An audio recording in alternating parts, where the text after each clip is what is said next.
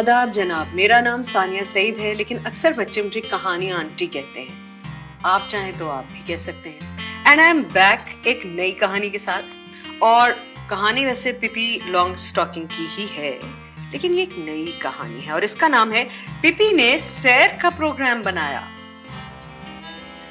बाहर धूप निकली थी और सूरज पूरी तरह चमक रहा था। ये सितंबर के महीने का ऐसा दिन था कि हर एक की ख्वाहिश थी कि बाहर सैर को जाए। चलो मिस्टर नेल्सन को लेकर सैर के लिए चलते हैं। बिल्कुल ठीक है। टॉमी और अनीका ने यह बात सुनकर खुशी से नारा मारा। जाओ फिर जल्दी से अपनी अम्मी से पूछ कर आओ, जब तक मैं पिकनिक की तैयारी करती हूँ, पिपी बोली। हम अभी पूछ कर आते हैं, टॉमी और अनीका ने कहा। फिर वो तेजी से अपने घर चले गए, मगर फौरन ही इजाजत लेकर वापस आ गए। उन्होंने देखा कि पिपी अपने दरवाजे पर ही उनका इंतजार कर रही थी। उसके एक हाथ में छड़ी और दूसरे हाथ में टोकरी थी। तीनों बच्चे थोड़ी देर रोड पर चलते रहे और फिर एक छोटी सी पगडंडी पर मुड़ गए, जिस पर शीतल और रीठे की झाड़ियां उगी हुई थी। कुछ दूर जाकर उन्होंने देखा कि वो एक दरवाजे के सामने खड़े हैं और उस दरवाजे के पीछे घास का बड़ा मैदान था। उन्होंने अंदर जाने की कोशिश की, लेकिन मसला ये था कि दरवाजे के बीच में एक गाय खड़ी थी और बच्चों के लिए दरवाजे से अंदर जाने का मौका नहीं था। अनीका ने शोर मचाकर और टॉमी ने डराकर गाय को भगाने की कोशिश की, मगर गाय अपनी जगह से ना हिली। बस वो टुक टुक अपनी बड़ी बड़ी आंखों से सबको देखती रही। पिपी ने इस मसले को हल करने के लिए अपने हाथ में पकड़ी टोकरी को पहले नीचे रखा, फिर एतमाद से चलती हुई गाय की तरफ गई और उसे उठाकर एक तरफ रख दिया। गाय को कुछ समझ नहीं आया कि उसके साथ क्या हुआ है। वो हैरान परेशान होकर दरख्तों के झुंड में भाग गई। देखो तो, गाय भी कितनी खर दिमाग होती है। तुम्हें पता है ना, खर गधे को कहते हैं फारसी में, पिपी ने कहा। तो इसका मतलब है कि गधे भी गाय वाले दिमाग के होते हैं। उफ, मुझे तो ये सोचकर ही डर लग रहा है। कितना जबरदस्त मैदान है, अनीका ने खुशी से उछलते हुए कहा। वो रास्ते में पड़े हुए हर पत्थर पर चलती हुई आगे जा रही थी। टॉमी अपने साथ वो चाकू ले आया था जो पिपी ने उसे तोहफे में दिया था। उस चाकू से वो अपने लिए और अनीका के लिए छड़ियां बना रहा था। इस दौरान उसका अंगूठा भी थोड़ा सा कट गया था, लेकिन उसे परवाह नहीं थी। क्यों ना हम यहाँ से थोड़ी सी मशरूम्स भी जमा कर लें, पिपी ने कहा और सामने लगी हुई एक लाल रंग की छोटी सी मशरूम को तोड़ लिया। मुझे पता नहीं कि हम इसे खा सकते हैं या नहीं, मगर मुझे यह पता है कि हम इसे पी नहीं सकते। इसलिए अब हमारे पास इसके अलावा कोई और रास्ता नहीं कि हम इसे खा ही लें। यह कहकर उसने मशरूम का बड़ा सा टुकड़ा दांतों से तोड़ा और निगल गई। हाँ, मैं खा सकती हूं। ऐसा करते हैं कि हम इन्हें घर ले चलते हैं और फिर घर में इन्हें पकाते हैं। उसने बाकी बची हुई मशरूम को दूर दरख्तों की तरफ उछाल दिया। टोकरी में क्या है पिपी? अनीका ने पूछा। क्या कोई मजे की चीज है? तुम मुझे अगर 1000 करोना भी दो तो भी मैं तुम्हें नहीं बताऊंगी, पिपी ने कहा। पहले हम कोई अच्छी जगह ढूंढते हैं जहां हम टोकरी में रखी चीजें निकाल सकें। तीनों बच्चे इधर उधर जगह ढूंढने लगे। अनीका को एक बड़ा सा पत्थर बैठने के लिए ठीक लगा, लेकिन उस पर लाल लाल चूटियां चल रही थी। मैं इनके साथ नहीं बैठ रही हूं, मैं तो इन्हें जानती भी नहीं हूं, पिपी ने कहा। हाँ, और ये काटती भी हैं, टॉमी बोला। अच्छा, अगर ये हमें काटेंगी तो फिर हम भी इन्हें काटेंगे, पिपी ने जोश से कहा। अचानक अनीका की नजर एक खुली जगह पर पड़ी। उसका ख्याल था कि यहीं बैठना चाहिए। नहीं भाई, पिपी ने साफ मना कर दिया। मैं यहाँ नहीं बैठूंगी, यहाँ धूप नहीं आ रही और मेरे चेहरे की झाइयां धूप पसंद करती हैं। तुम्हें पता है ना, मुंह पर झाइयां हो तो कितनी अच्छी लगती हैं।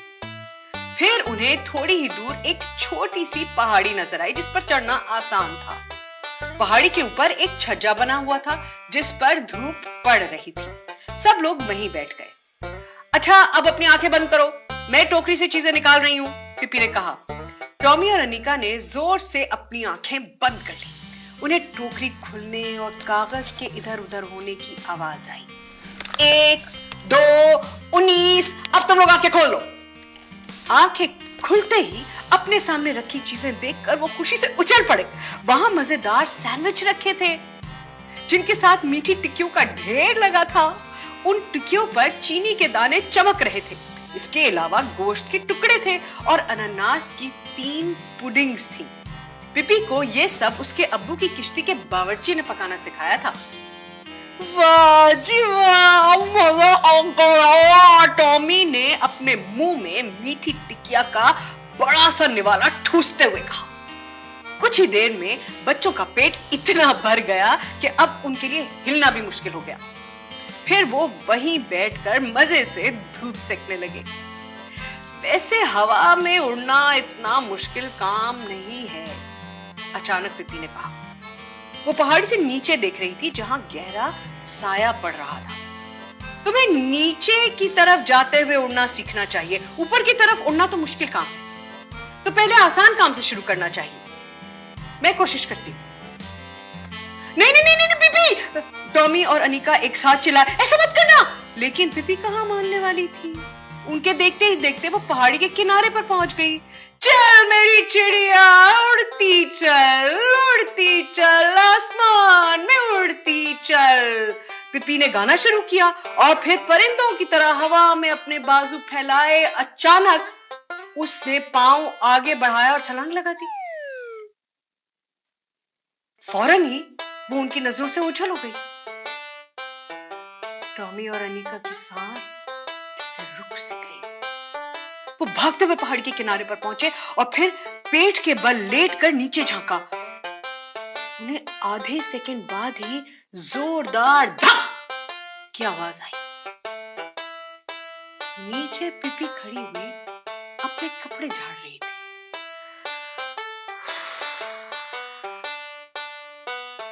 मेरा ख्याल है मैंने अपने पर नहीं हिलाए। वो ऊपर देखकर शर्मिंदगी से बोली, या शायद मेरे पेट में मीठी टिक्कियां ज्यादा हैं जिनसे मेरा वजन बढ़ गया है, इसलिए मैं नहीं उड़ पाई।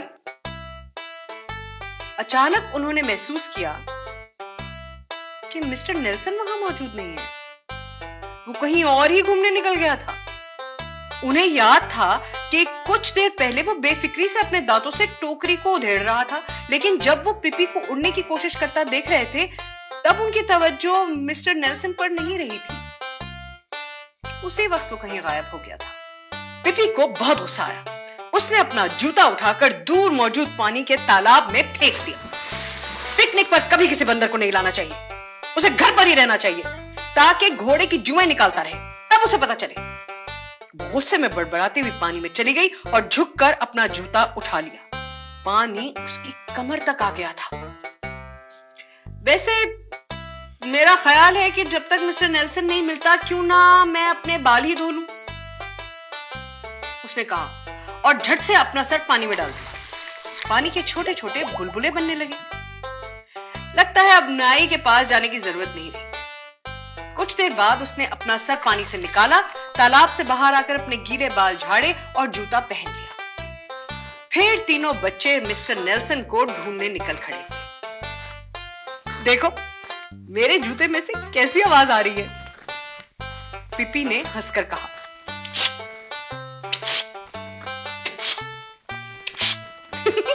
और मेरे गीले कपड़े भी कैसे बोल रहे हैं। तुम लोग भी ऐसी आवाजें निकाल कर देखो कितना मजा आता है। उस वक्त अनीका अपने चमकदार बालों और साफ सुथरी गुलाबी फ्रॉक के साथ चमड़े के सफेद जूते पहने संभल कर चल रही थी। फिर कभी सही, अनीका ने समझदारी से कहा। वो चलते गए। वैसे हमें अब मिस्टर नेल्सन पर गुस्सा आना ही चाहिए। वो हमेशा ऐसे ही करता है। ऐसा करते हैं कि हम सब अलग अलग संप में मिस्टर नेल्सन को ढूंढते हैं, टॉमी ने मशवरा दिया। जी नहीं, अनीका ने फौरन उसकी मुखालफत की। क्यों, क्या तुम्हें डर लग रहा है? टॉमी ने शरारत भरे लहजे में पूछा। मुझे कोई डर नहीं लग रहा, अनीका ने मजाक उड़ाने के खौफ से कहा। चलो फिर सब अलग अलग ही ढूंढते हैं। तीनों बच्चे अपनी अपनी राह पर निकल खड़े हुए। टॉमी भी घूमता फिरता रहा और अचानक एक खेत में पहुंच गया। लेकिन यहां एक नई मुसीबत उसका इंतजार कर रही थी। उसने देखा कि सामने ही एक बैल खड़ा है जो बहुत गुस्से में उसकी तरफ देख रहा है। अभी वो सोच ही रहा था कि बैल ने गुस्से में फुनकारते हुए उसकी तरफ दौड़ना शुरू कर दिया। बैल को अपनी तरफ आता देखकर टॉमी के छक्के छूट गए। उसने एक जोरदार चीख मारी जिसकी आवाज पिपी और अनिका तक भी पहुंच गई। इससे पहले कि वो टॉमी तक पहुंचते, बैल ने टॉमी को अपने सींगों पर उठाकर हवा में उछाल दिया। वो कुछ देर हवा में रहा और फिर नीचे आ गया। कैसा बेवकूफ बैल है, पिपी ने अफसोस से अनिका से कहा, जो बेतहाशा रो रही थी। भला ऐसा कोई करता है? इस तरह तो टॉमी का सफेद मलाहों वाला सूट गंदा हो जाएगा। मैं इस बदतमीज जानवर को सबक सिखा कर आती हूं। वो भागती हुई गई और जाकर बैल की दुम पकड़ ली। माफ कीजिएगा, जरा बात सुने मेरी। उसकी आवाज सुनकर बैल ने पीछे पलटकर देखा जहां एक बच्ची खड़ी नजर आ रही थी।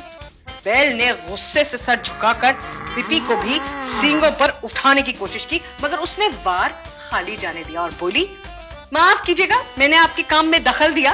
वो तेजी से आगे आई और दोनों हाथों से बैल के सींग पकड़ लिए। और मुझे अफसोस है कि मैं आपकी शक्ल भी बिगाड़ रही हूं। पिपी ने अपने हाथों को हल्का सा झटका दिया। टक की आवाज आई और बैल का एक सींग टूटकर पिपी के हाथ में आ गया। बैल के सींग में चूंकि महसूस करने की सलाहियत नहीं होती, इसलिए बैल को पता ही नहीं चला कि उसके साथ क्या हुआ है। उसने एक बार फिर पिपी को अपने सींगों पर उठाकर पटकने की कोशिश की, मगर वहां सींग ही कहां था। ये ठीक है, पिपी ने उसको देखा तो चिढ़ाने के अंदाज में बोली, इस साल तो वैसे भी एक सींग का फैशन है। अब दो सींग लेकर कौन फिरता है, अगर किसी के पास हो तो भी नहीं। इतना कहकर उसने बैल का दूसरा सींग भी तोड़ डाला। बैल को इसका भी पता नहीं चला, लेकिन वो अपनी कोशिश में लगा रहा और टकरे मारता रहा। उसके सर की जोरदार टकरे किसी का भी कचूमर बनाने के लिए काफी थी, मगर दूसरी तरफ तो पिपी खड़ी थी। उस पर भला क्या असर होना था? बैल की टकरों से वो खौफजदा होने के बजाय हंसने लगी। अरे रुको, मुझे गुदगुदी हो रही है। ओह, मत करो, देखो। वो जोर जोर से हंस रही थी। देखो, मुझे बहुत गुदगुदी हो रही है, ऐसा मत करो। मुझसे बर्दाश्त नहीं हो रहा। बैल उसे टकरे मारता रहा। फिर अचानक पिपी ने छलांग मारी और बैल के ऊपर बैठ गई। उसने मजबूती से अपनी टांगें बैल के पेट पर जमा दी और जमकर बैठ गई। बैल ने खेत में हलचल मचा दी। कभी इधर भाग, कभी उधर भाग। उसने खूब छलांगे मारी, उछला, कूदा और भागा। पिपी को गिराने की बहुत कोशिश की, मगर पिपी उसकी कमर पर बैठी रही। टॉमी और अनिका घबरा गए। वो दूर खड़े कांपते हुए ये सब देख रहे थे। फिर उन्होंने देखा कि बैल की उछल फांद आहिस्ता आहिस्ता कम होती गई। वो थकने लगा था।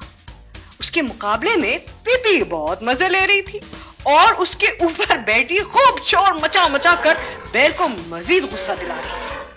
बैल ने बहुत कोशिश की, मगर पिपी को अपनी कमर से नहीं उतार पाया। फिर आखिर अपनी कोशिश में नाकाम होकर बैल थक कर जमीन पर बैठ गया। अब शायद वो सोच रहा होगा कि किस मुसीबत में फंस गया। क्या तुम दोपहर की नींद लेना चाह रहे हो? अब पिपी ने बैल के कान के पास अपना मुंह लाकर पूछा। अगर तुम सोना चाहते हो फिर मैं तुम्हें तंग नहीं करूंगी। बैल बैठा हाँफता रहा और कुछ ना बोला। पिपी बैल पर से उतर गई और टॉमी और अनिका की तरफ आ गई। टॉमी हल्के हल्के रो रहा था। उसके बाजू पर चोट लगी थी, जिस पर अनिका ने अपने रुमाल से पट्टी बांधी थी, इसलिए अब टॉमी को ज्यादा दर्द नहीं हो रहा था। पिपी! अनिका ने पिपी को करीब देखकर चीख मारी। चुप! पिपी ने होठों पर उंगली रखकर उसे इशारा किया। बड़ी मुश्किल से तो ये बैल सोया है, क्या फिर से जगाओगी इसे? लेकिन ये कहते ही वो खुद जोर जोर से बोली, मिस्टर नेल्सन! Mister Nelson! कहां हो तुम? वो भूल गई थी कि बैल सो रहा है। चलो घर चलें। और तब उन्होंने देखा कि मिस्टर नेल्सन सामने एक सनोबर के दरख्त पर अपनी दुम मुंह में दबाए दुबका हुआ था। वो जंगल में अकेला होकर डर गया था। पिपी की आवाज सुनकर वो जल्दी से नीचे उतरा और पिपी के कंधे पर चढ़ गया। इस तरह हंसते खेलते वो सब घर वापस चल पड़े। पिपी के कपड़े हवा के साथ साथ फट फट की आवाज पैदा कर रहे थे और उसके जूतों में से पिच पिच की आवाजें आ रही थी। टॉमी और अनीका का ख्याल था कि ये एक जबरदस्त दिन था, अगरचे उनका पाला एक बैल से भी पड़ा था। सारा रास्ता वो लोग गाने गाते हुए, शोर मचाते हुए आए।